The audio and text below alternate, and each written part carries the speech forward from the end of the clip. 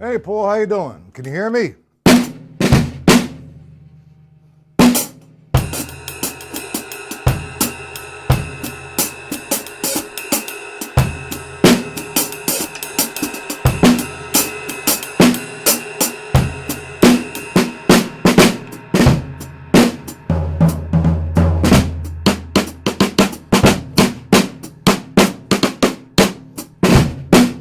Yeah, this afternoon, Paul, we worked on the Stone Killer, and I can't continue that. How you doing, Jim? However, I wanted to work a little bit with the jazz patterns today, or tonight rather. And this is going to be in book 2, the workbook, all the linear concepts, all the independence. What do we have here? Okay, thank you, Paul. All right. Hey, Jim, did you get the link? I could send you the links for these books if you want to purchase them.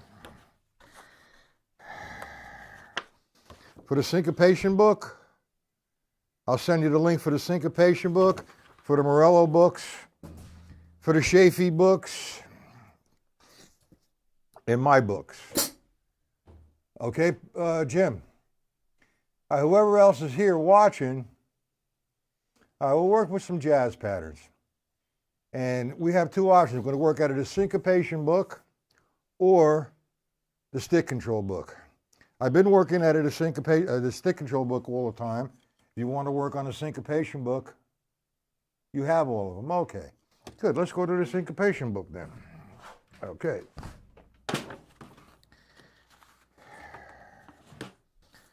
Let's go to page 38, exercise number 1.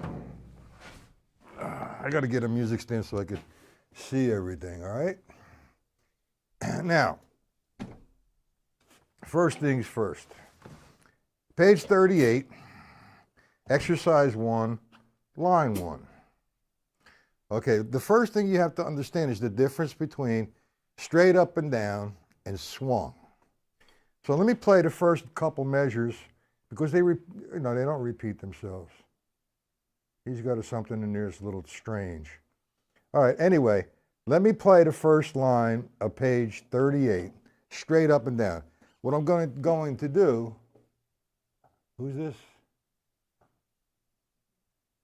SP, how are you? Is this the first time you're here? All right, page 38, line 1.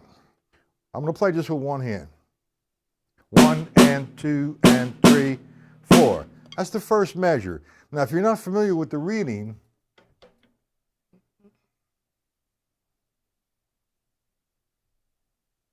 all right, well, I'm going to put you on my mailing list. You could email me. Let me do the lesson first, okay? Line 1, the first measure. Now, for those who are not familiar with the reading, what I recommend you do is play a constant line of eighth notes or an eighth note count, 1 and 2 and 3 and 4 and. So the first measure, 1 and 2 and 3 and 4 and. Second measure, 1 and 2 and 3 and 4 and. Third measure, 1 and 2 and 3 and 4 and fourth measure, 1 and 2 and 3. Now, do we all know how to read that? Yes, no? That's straight up and down. Hold on a minute.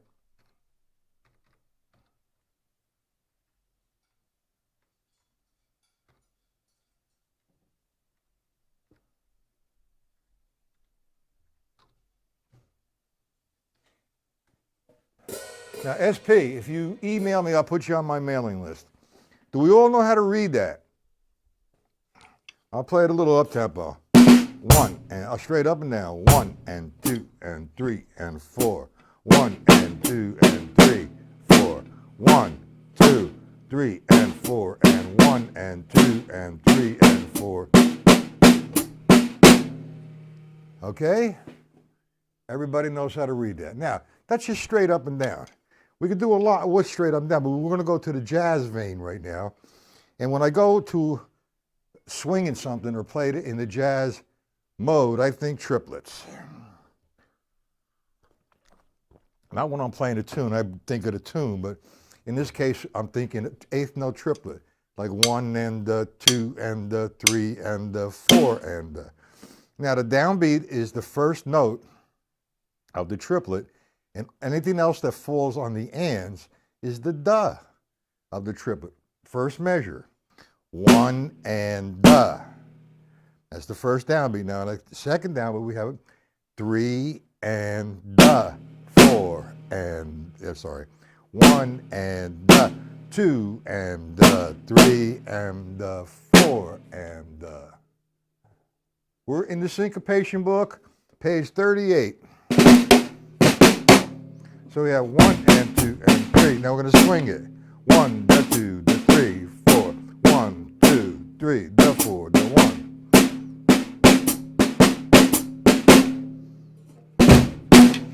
Okay, so now, what I want to do is take the line.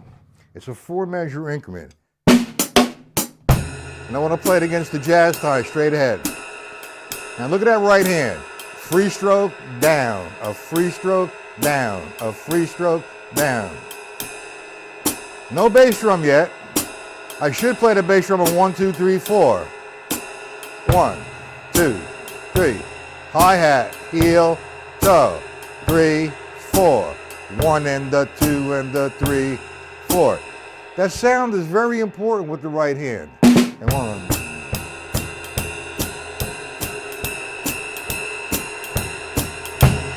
I'm exaggerating that bass drum. The term comes into view as feathering in the bass drum. When we're playing a straight up and down tune, a rock tune, that bass drum's exploding. But when I'm playing just 1, 2, 3, 4, I'm feathering the bass drum. It's part of the whole thing.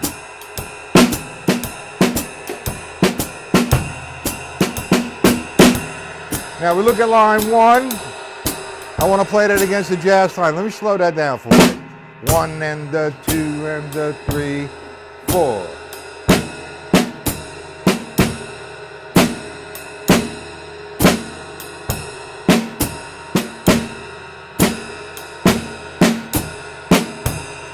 I got lost here. Hold on. It's on the side of me. Let me do line 1 again. Here you go.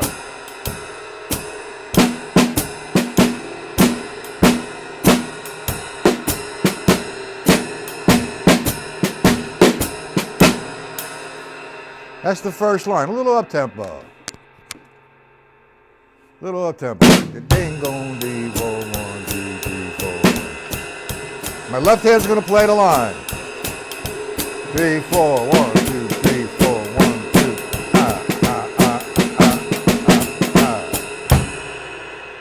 2. We all get that? Any questions on that, gentlemen?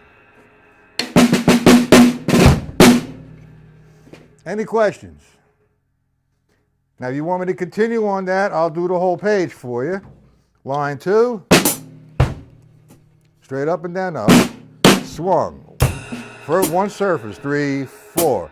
1 and the 2 and the 3, the 4, the 1, 2, the 3, the 4. Now, in the second measure, you come to a tie. You know the rules with a tie, gentlemen? If you don't, speak up. The tie, we understand what a tie does to a note? It's not a slur. The note is tied over to the next note. Do we know what we do? Thank you, James. No questions, Paul. Do we know what a tie does? A note tied to another note, you don't play the note it's tied to. You extend the value.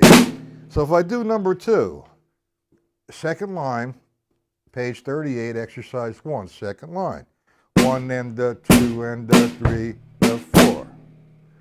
Again, 1 and the 2 and the 3 and the 4. It's like a test. What's a test? A rest? Yeah, well, you could say that, but don't think of it that way. Just that extends the value of the note. I guess you could say it's a rest. So I have the first 2 measures of line 2. 1 and the 2 and the 3, 4, the 1, 2, the 3, the 4. Third measure, line 2. 1 and the 2 and the 3, 4. 1 and the 2 and the 3, 4, the. What's this one?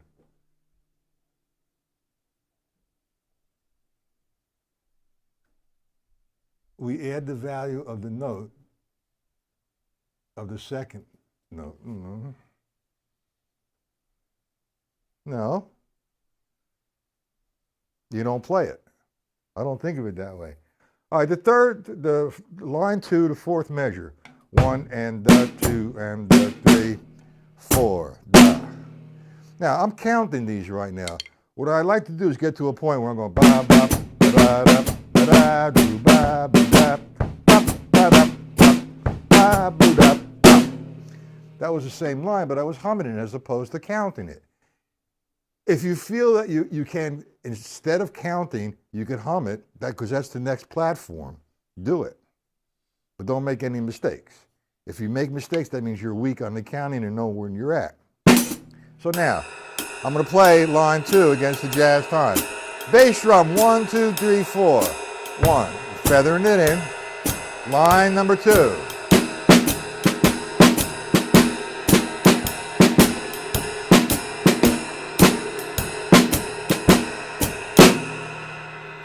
Okay, little up tempo. Ding dong, ding dong, ding. Line 2. 1, 2, 3, 4.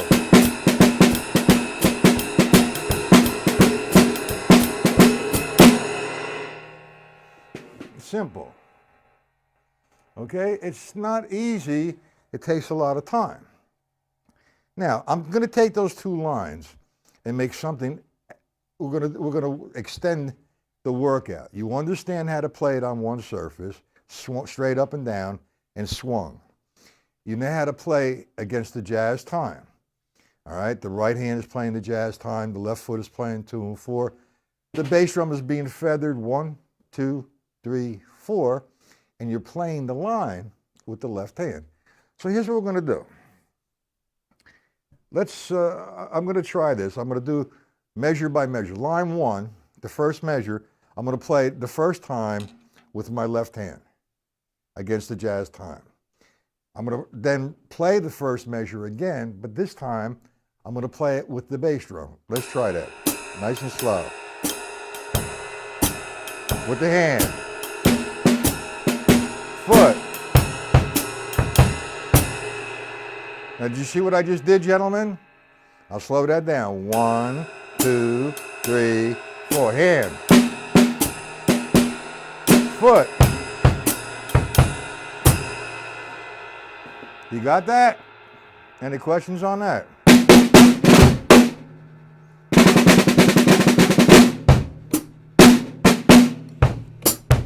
Ask the questions, please. I've gotten a lot of questions this weekend. It was really good. It was really nice. That I have a lot of respect for, because you want to make certain that the language that you're projecting or saying or talking about is the correct language. JP, do you have, SP rather, I'm sorry.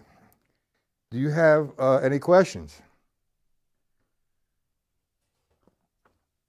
Now let me do that with the first line. I'm going to play each measure twice.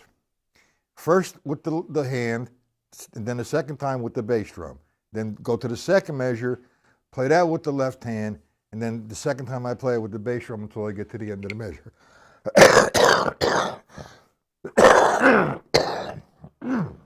The end of the line. It's hot and dry in here. Okay, so here we go. 1, 2, line 1. With the hand, then the foot.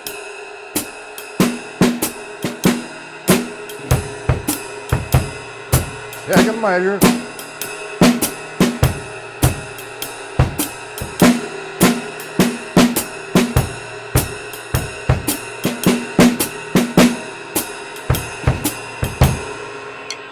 So on and so forth. Now, if you want me to continue on that, that's not a problem. You got 1, 2, 3, 4. The fifth line is where I could like to go next, because now we have a dotted note. Do we all understand what a dot does to a note? Yes, no?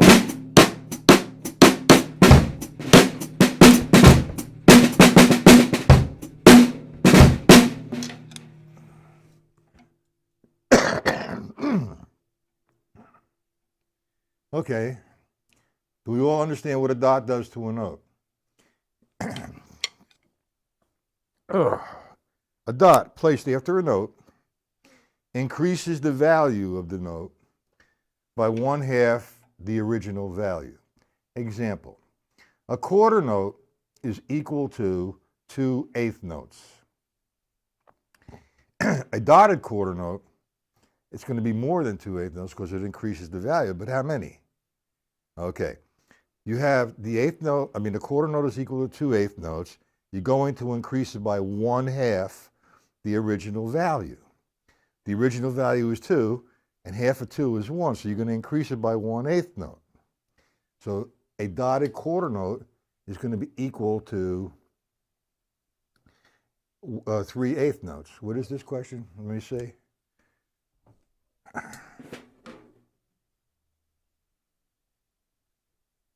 Absolutely, JSP. Very good.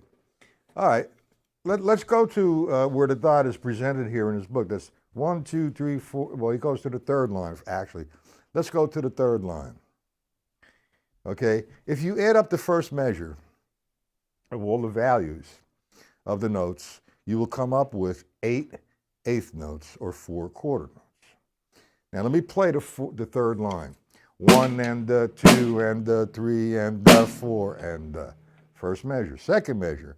1 and 2 and 3 and 4 and third measure. 1 and 2 and 3 and 4 and last measure. 1 and 2 and 3 and 4 and now we do the same thing again. We're playing the jazz time. We're on the third line. First time through, you can see my pedal. I'm feathering that bass drum in very light. Line 3 with the snare drum. 1, 2.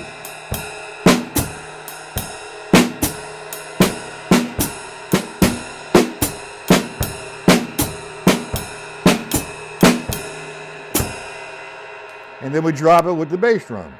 Line 3. 1, 2, 3, 4, 1.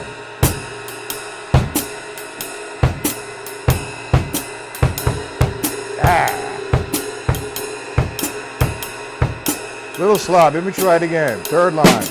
Little tempo.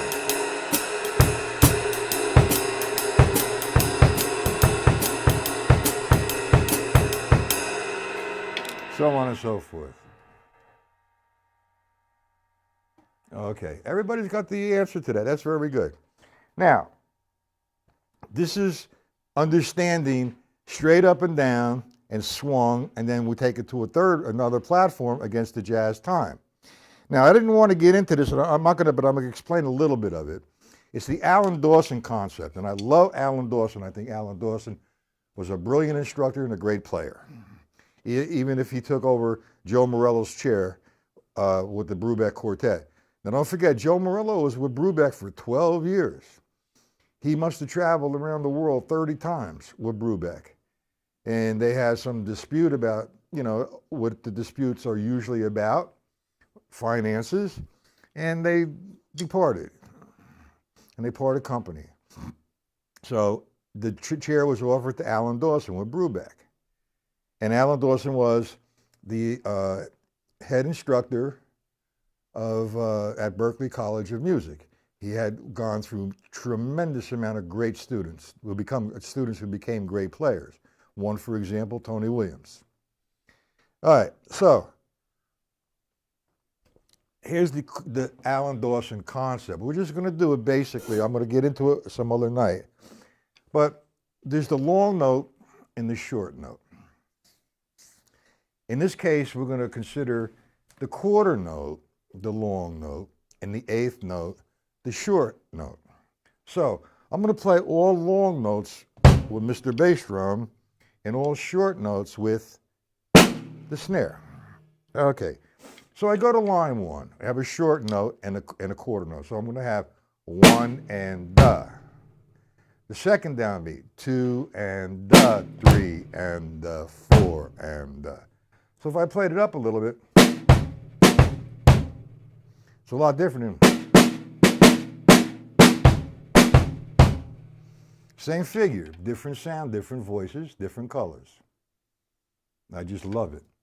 Okay, so we have that. Now, I don't want to get into detail. I don't want to start playing that against the time, because what I want to do is one more thing with the Syncopation Book, is make it linear, as in triplets.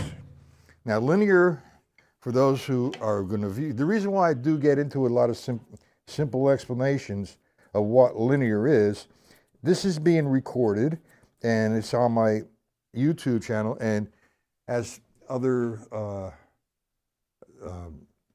people view it, they might not know what I'm talking about. So I'm trying to project this to all audiences of all different levels. You might know what linear is, and then you might not know. And this is for those who don't know. What is this?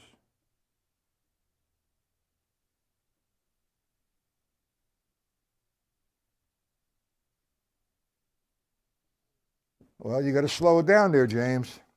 Now, linear is a straight line of rhythm where only one voice at a time is played. Now, let me demonstrate that with, oh man, it's hot in here. The eighth note triplet.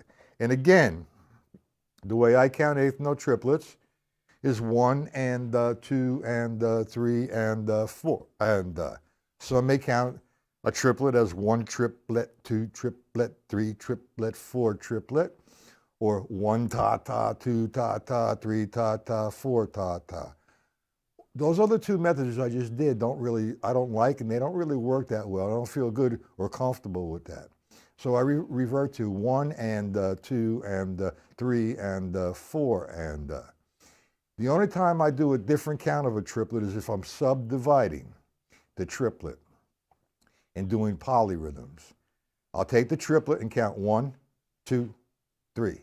1, 2, 3. That allows me the space in between the 1, 2, and 3 to play the polyrhythms. For example, if I play 3 against 2, 1, 2, 3, 1, 2, 3.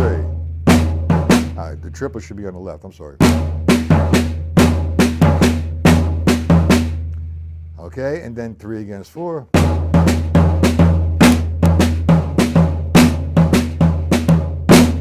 So I'm thinking of the triplet there as 1, 2, 3, as opposed to 1 and 2 and. But anyway, let's get back to linear. No two voices are played at the same time. And if I'm saying it's a linear line of triplets, that means it's a straight line of triplets. 1 and 2 and 3 and 4 and. Now I just played one measure of eighth note triplets on the snare drum. Now that's not the only way you can play it, but it's a straight line. If I played a quarter note and triplets and quarter note again, 1 and 2 and 3 and 4 and that's a broken line. So now let's take the triplet like we just did. 1 and 2 and 3 and 4 and now I could play it on additional voices, but no two voices are played at the same time. Example: 1 and 2 and 3 and 4 and I just played an eighth note triplet, but I distributed the voices.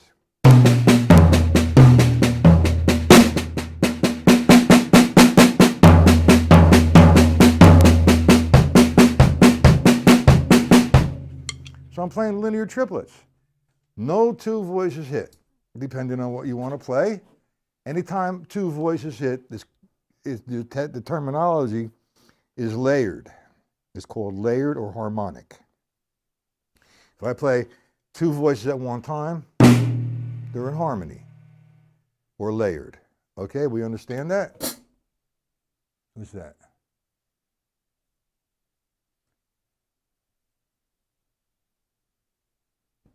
Okay, so now let's take this line and make it linear. And I refer to this as triplet fill-ins.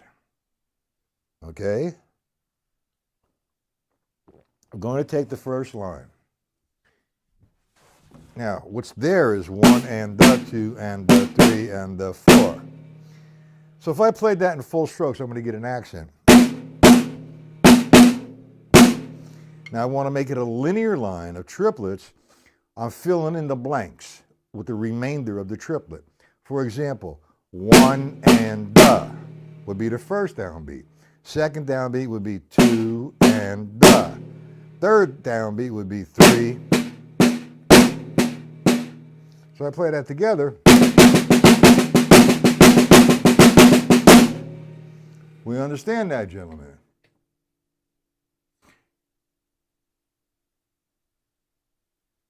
I hope I helped that out, Mr. SP. So, I'm containing you to the snare drum with that.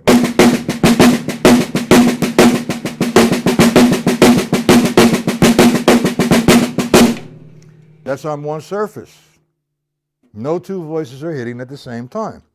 So let's take that same line, all right, and let's distribute the voices. Let's play all right hand, what's written on the floor tom-tom. That would be 1 and 2 and 3, 4. Now I'm going to play the fill-ins on the snare drum. We see that, gentlemen?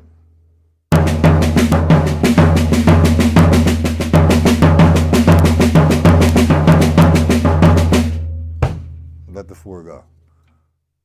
You understand? I know you're doing it, Paul. But it's nice to revisit things for that uncertainty of something and reassure yourself that you're opened the right door. So let me play this line on one surface slowly. Okay, 1, 2, 3, 4. 1 and 2 and 3 and 4. 1 and 2 and 3 and 4 and 1.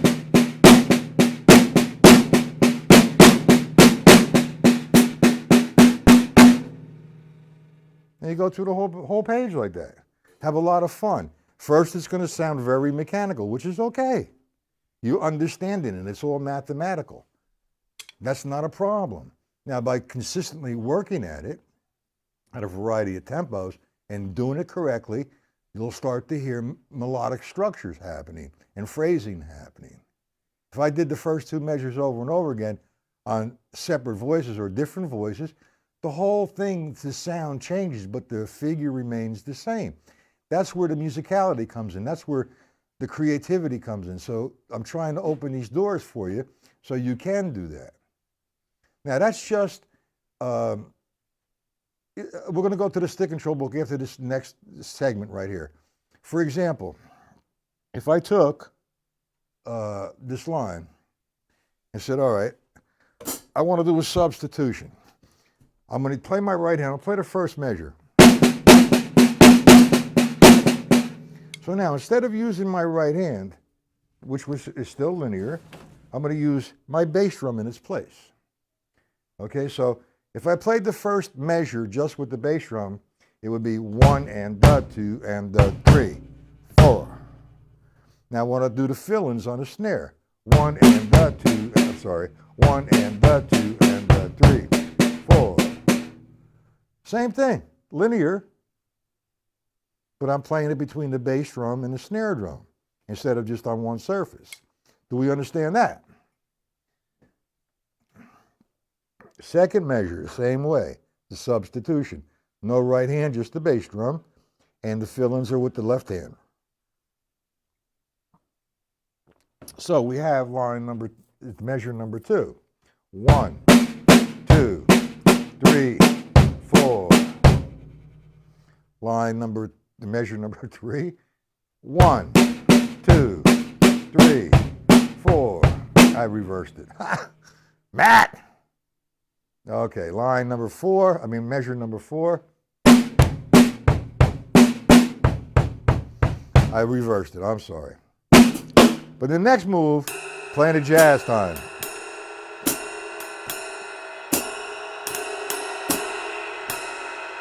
We're going to play it between the bass drum and the snare drum.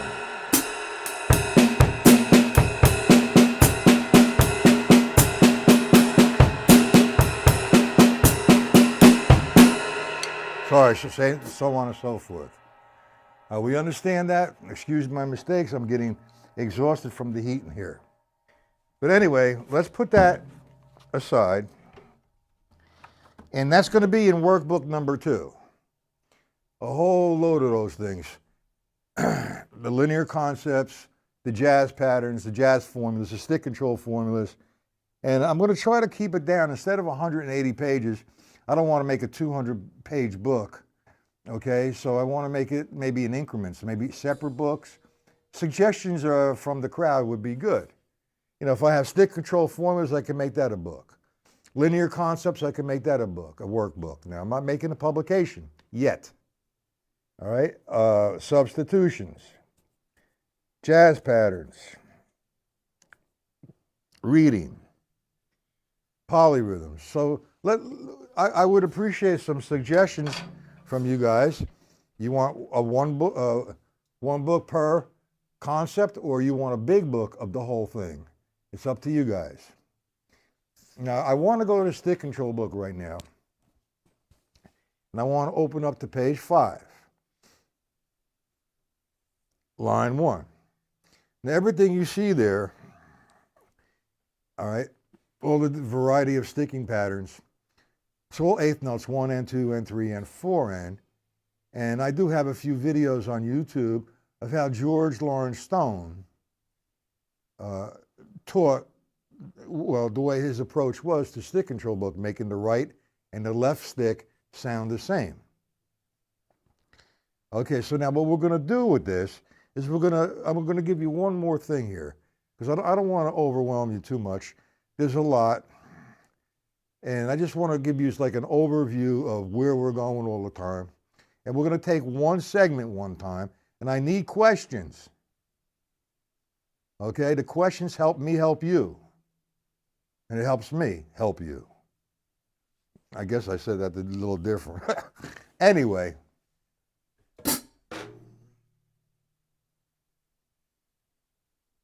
You would split them up. All right. I'll do that, James. That's a good. Let's see what the majority says. Okay. Anyway, we'll go to the stick control book, page 5. And we look at the first line. 1 and 2 and 3 and 4 and. Okay. Perfect. Now, what I want to do is swing that line.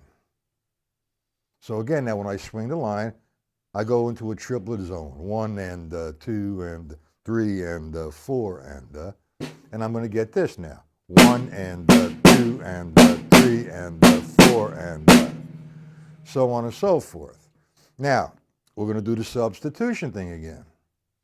Instead of the right hand, 1 and 2 and 3 and 4 and we're going to use the bass drum. 1 and 2 and 3 and 1 and 2 and 3, and the 4, and the, against the jazz time. 1, 2, 3. Free stroke down, a free stroke down. Can we see that ride symbol? Free stroke down. That gives me all 4 notes. Now I'm going to play line 1.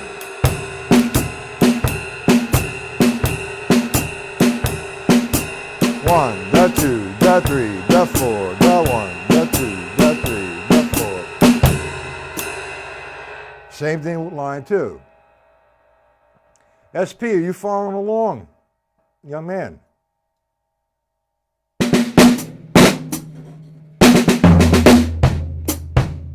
Okay, line 2 now against the jazz time. Remember, all L's are on a snare, and instead of playing the right on the snare, we're using the bass drum.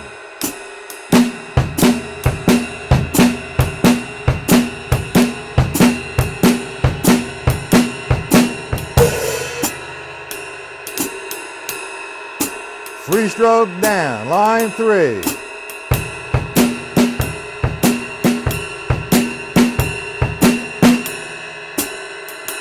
Line 4.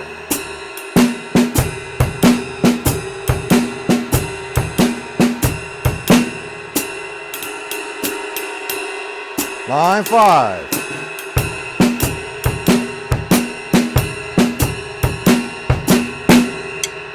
Now, it's a different concept that you're not used to, and I believe it's a very helpful and useful concept. The ingredient here, I mean, I'm playing not up tempo, but a little bit faster than explaining it to you as a slow understanding of how everything is flowing.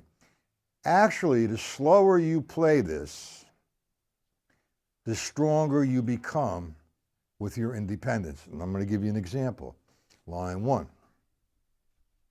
Nice and slow. It's like a form of meditation.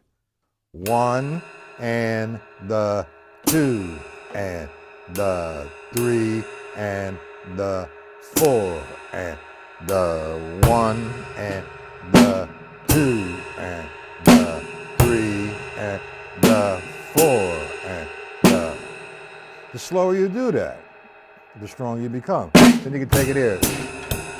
Up and back. Line 5.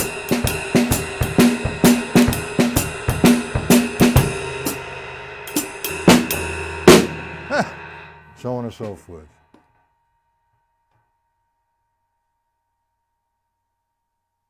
Well, playing it slow is not really easier. Here's what you're developing when you play it slow.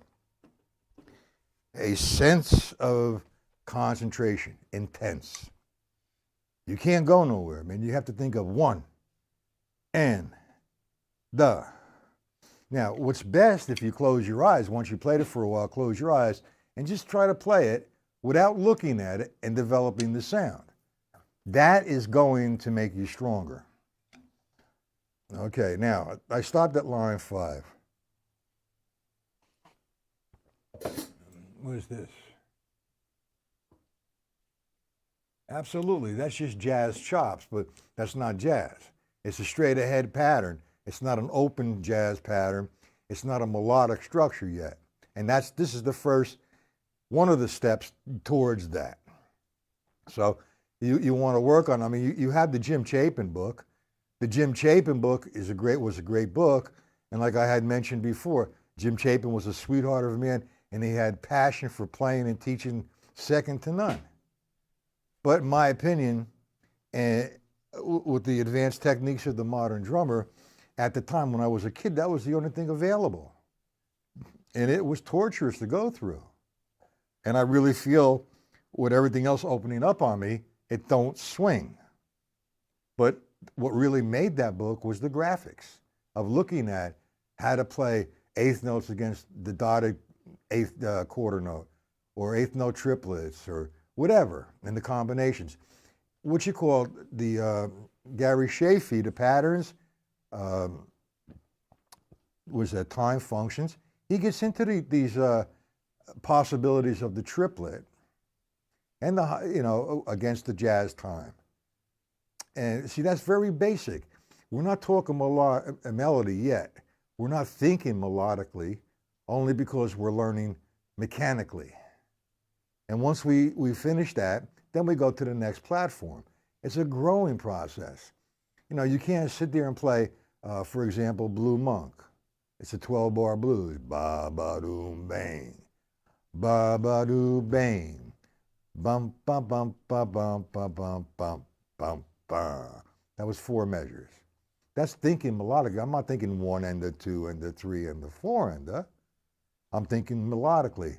But the way it falls inside of the math would be 1 and the 2 and the 3 and the 4 and the 1 and the 2 and 3 and the 4 and the 1 and the 2 and 3 and the 4 and the 1 and the 2 and the 3 and the 4 and the. So that's where you're learning now. Now, the same thing happens here with the triplet fills. We have the first line of stick control book, which would be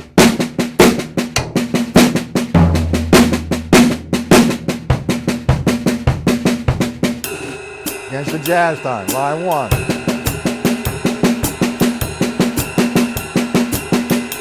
Line 2.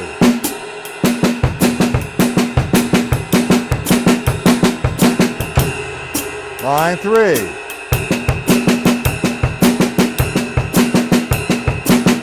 Line 4.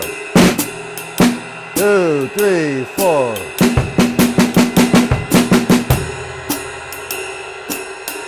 Line 5.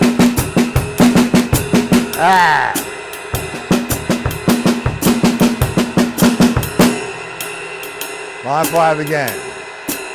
My mind's all over the place with this one. Line 5.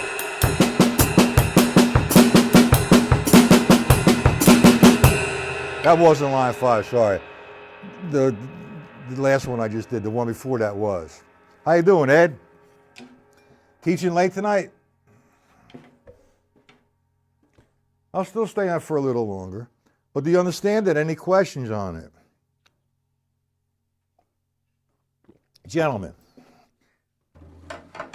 please, questions are so valuable to when you're doing something like this, the stream.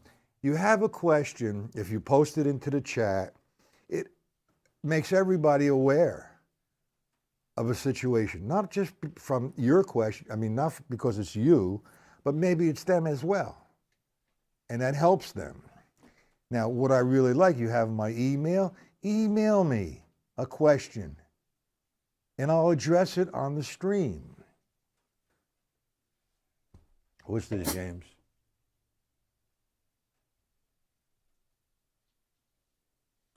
What exercise, you want an exercise from where? The triplets, James? I'll do that, it's not a problem. I don't have the Chafee book here, but is that what you're talking about, Jim? I'll do it. A triplet exercise against the jazz time, for example? Is that what you're speaking of? I'll do it.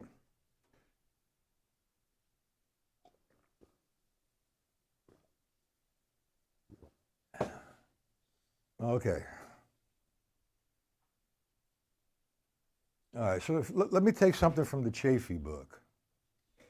He has the possibilities of triplets, and Paul loves this. This has really opened up a lot of doors for him as well. If I took the 8th note triplet and I didn't play the first note of the triplet, I only have the and on the snare, I'd have 1 and 2, 3, 4 and 1 and 4 and so what's that? You know, it's just eliminating, excuse me, eliminating the first note of the triplet. So what he wants you to do is play the jazz time. Bass drum 1, 2, 3, 4 in this case. 1, 2, 3, 4. 1, 2.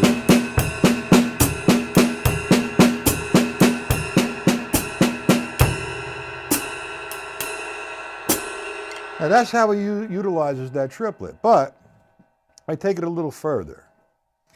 And I took the stick control book and I refer to this as Chafee and stick control books, Gary and George. You could figure that out, Gary Chafee and George Lawrence Stone. So what I did is I come up with a formula that I look at the first line of stick control book, right, left, right, left, right, left, right, left. So I say, okay, right is going to become and the of the triplet, but the right represents the bass drum. So if I took the first line, instead of me thinking of 1 and 2 and 3 and 4, and I'm thinking of that line as a 4-measure increment, as the R, the first R would be 1, the L would be 2, the third R would be 3, and the fourth R, the next L would be 4. So if I looked at line 1, thinking of it that way, I'd have 1, 2, 3, 4. So I say, okay, rights, you become and with the bass drum, and L's will become and with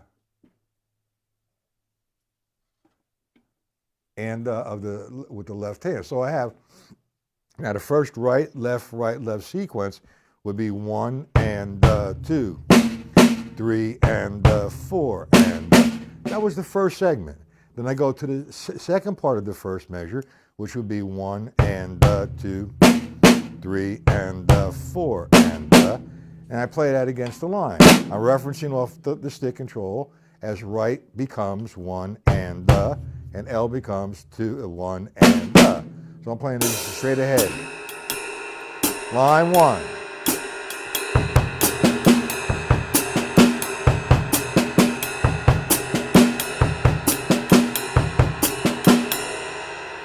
That would be line 1.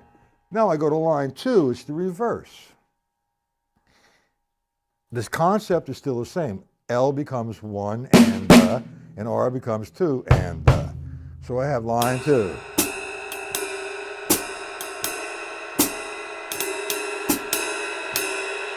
Line 2.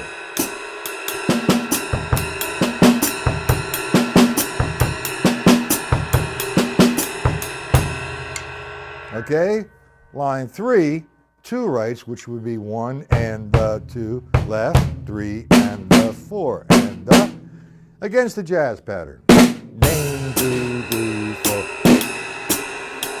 4. Line 3.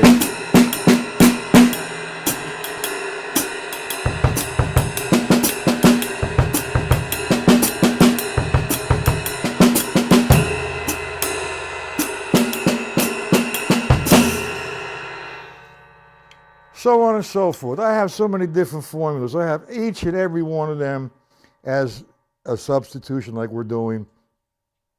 For example, he has the triplet as 1 and with the bass drum, or 2 and I make that a formula. Line 1, alternating the triplet.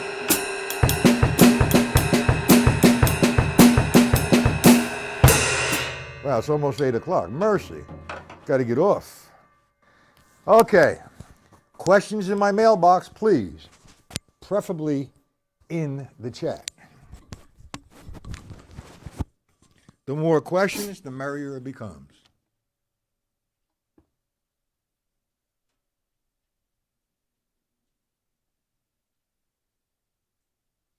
Well, anytime you play to music, it helps. Is that what you're asking, James?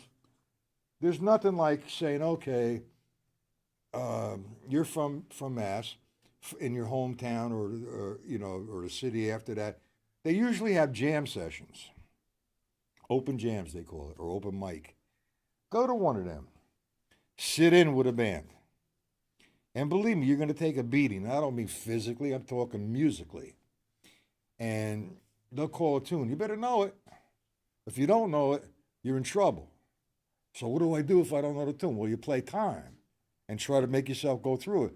So you go home all week and work on that tune. You go back the second week, okay, and try that tune again, and you're going to get better. And you do that for a period of time, you're going to start developing a concept of playing jazz correctly. And there is a correct way. As far as playing what you play inside of the tune, there is no right or wrong. It's what you hear, what you feel in your conversation with the other musicians. But the structure of the tune, the rules of playing A, B, A, or 12 bar blues is the same. That's the best way. Drumless tracks are good. I don't particularly care for them because it's all prefabbed. I know what's coming. And that's not having a conversation. But it's a good stepping stone towards developing to become a better player. There's a tremendous amount of books out there. There's a tremendous amount of people to get in contact with that'll sell you a CD, drumless tracks, with a chart. Put it through your system and play to it. It's simple. Okay, I need to leave, gentlemen.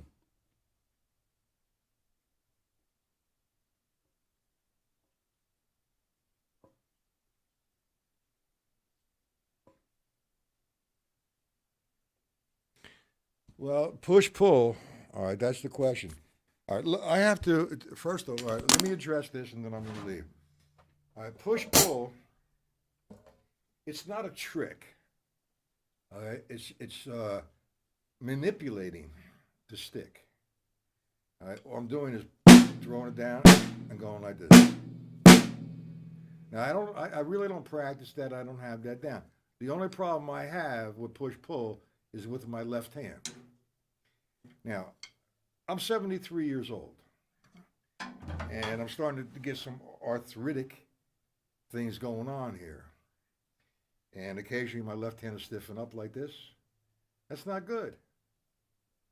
Now, in addition to that, the compound that I had when I was younger, and I tell everybody that I've had an accident with real milk bottles.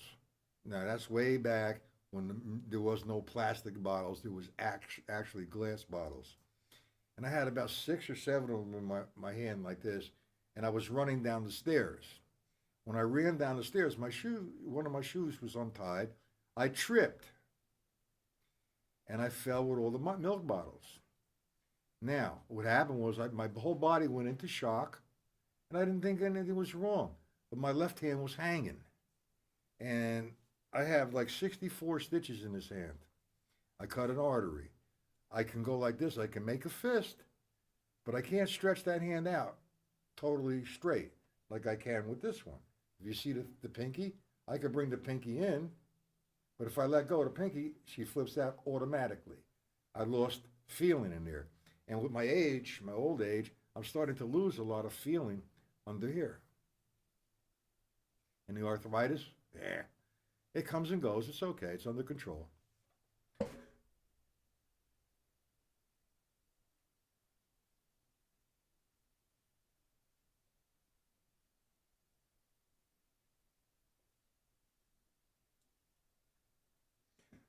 Good advice, Mr. Paul. You're learning. Isn't that what I said 1,000 times? Learn the melody, you're thinking melodically. Very good, Paul. Come to my studio, and you could do a couple lessons for us. That's very good, Paul. I feel happy about that statement. Because when you first started it,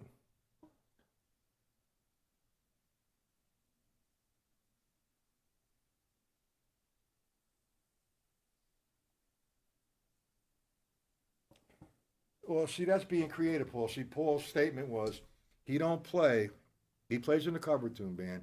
He don't play exactly what the drummer's playing, which is really good. But you lose a gig that way. You know, somebody's expecting you to play a cover tune. Or if you play something like you said, you improvise a little bit, or you go outside of it a little bit. The guitar player, the singer doesn't know what the hell you're doing, and said, the guy can't play. And, you know, they're looking for another drummer. But that's a good thing, because when you do note for note or close to note for note with a cover tune, that's not really playing. That's duplicating or emulating another drummer. That's not improvising or playing or putting your soul into the music. And I played cover tunes 6, 7 nights a week for years. And at first it was exciting. Then it comes to be, I mean, this is like a regular job. Night after night, set number one, set number two.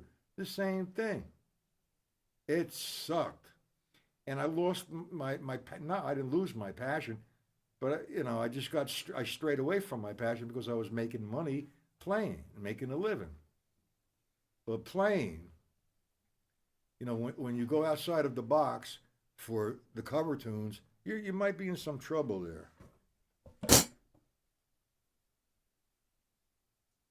Well, that's a good thing.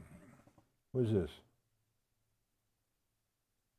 All right, Paul. Anyway, well, you play close to what the drummer's playing, and that's good. And you're getting people coming out. First off, the club scene has definitely changed. And when I was doing the club scene, it was 6 nights a week. There was no DUIs. You could smoke in the bar, and usually guys would go to a bar not to listen to the band, but to hit on some chicks, or the chicks hit on some guys, or whatever. And then if you were really good, like for example, Bon Jovi used to play the same circuit as I did, and he made it big time because he had some good tunes going on. God bless him, man. That's very nice. But he disappeared. I don't know why. But and I know most of the guys from his band because we would share the same stage occasionally. Anyway, I got to get off of this because I'm going to get in trouble.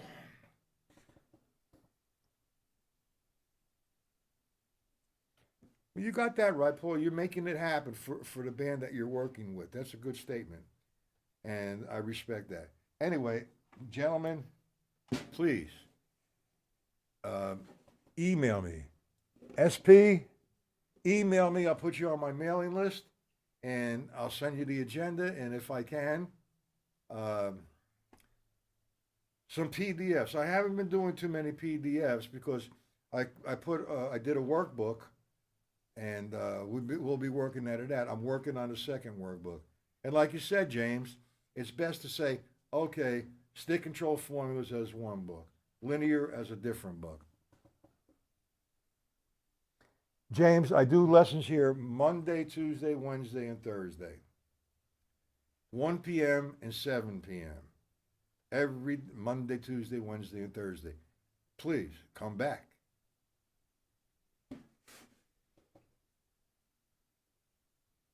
You had a great time, huh? I'm sweating. It's hot in here. Okay, guys, I need to get off. Have a good night, and please email me questions. Okay? Have a good night, guys.